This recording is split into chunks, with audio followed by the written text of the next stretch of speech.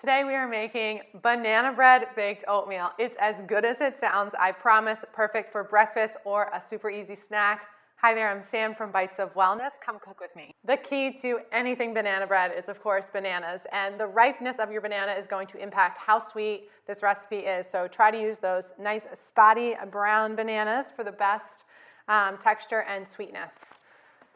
So just a quick tip while I'm doing this, if you find that you want to make these and your bananas are kind of almost green, you can stick them in the microwave once you peel them for 20 seconds or so, and that'll just help soften them up so that they're easier to mash.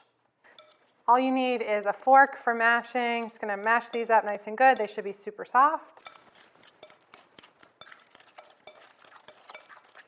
We are going to add now the wet ingredients to the bananas, and that is going to be a combination of the ground flax seed, so that acts as your eggs in this recipe, maple syrup for just a touch of sweetness. We don't use a lot in here. You could also use honey if you wanted to, but I really enjoy the flavor with maple syrup.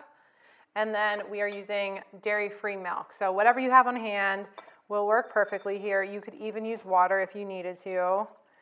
And just a tip, anytime you are using ground flax, you want to go ahead and mix this very well immediately, or the flax tends to kind of clump together, and then you'll take a bite and it'll just all be flax seeds, and that will not be appetizing. So you can see there's still some pretty big chunks of banana here, and that's what we want. That gives it that like really banana-y flavor, makes it nice and moist and soft when we are done.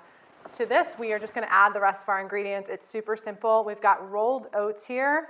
You could, in a pinch, use quick cooking oats, which are just essentially rolled oats that have been cut up into smaller pieces, but I do not recommend steel cut oats because they need different liquid and they cook at a different, for a different length of time. Cinnamon, because banana bread should not ever go without cinnamon. If you're not a huge fan of cinnamon, I love it. Maybe just go down to a teaspoon. I'm using a full tablespoon in this recipe. And then we've got a little bit of baking powder and just a pinch of salt. Baking powder is just there to help it rise slightly, but mostly this does not like puff up or anything like that. Then all we need to do is combine. This is one of the easiest make-ahead meals because this is all you have to do is just put a bunch of stuff in a bowl and mix it up, and then the oven does the rest. This is the texture. Again, you don't need to do really anything to this. It should look soupy. It should look like this is no way going to set up. I promise you it will. The oats will absorb all this liquid while they're baking. So I am using a slightly larger pan today, and that's okay. You want about an 8x8 equivalent. If it's a little bit bigger, it's just going to be a little bit flatter, and that's fine. They still cook in about the same amount of time. Make sure to do yourself a favor and just give it a quick spray. I'm using avocado oil. It's very neutral. The oats don't tend to stick, but I like to give myself that little insurance policy. Then we're just going to pour this in.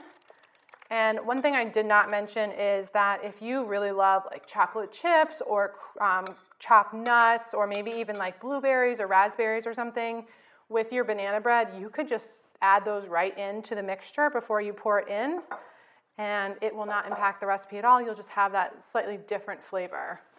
So this is going in a 350-degree oven for about 45 minutes.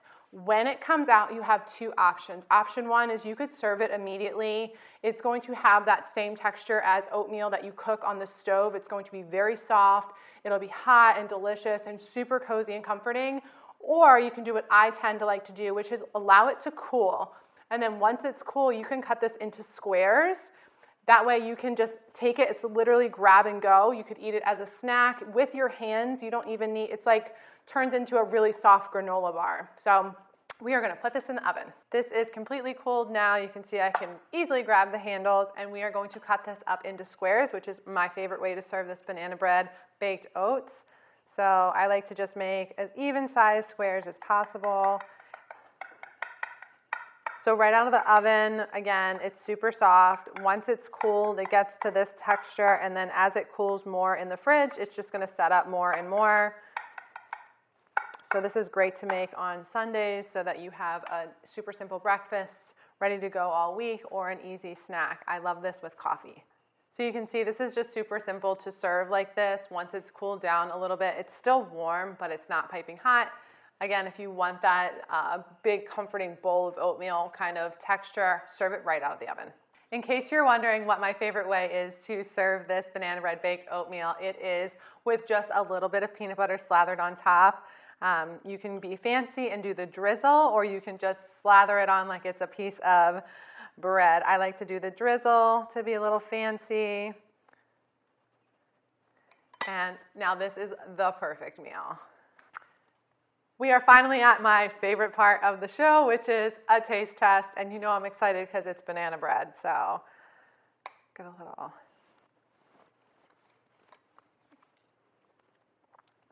If you love banana bread, you're going to love this, I promise. The baked oats are hearty. It's still a little warm, so it's super comforting still. If you love super and easy, healthy recipes just like this, make sure to give us a follow, subscribe here, and find us on your favorite social media, and like and follow us there too. Until next time, have a good day.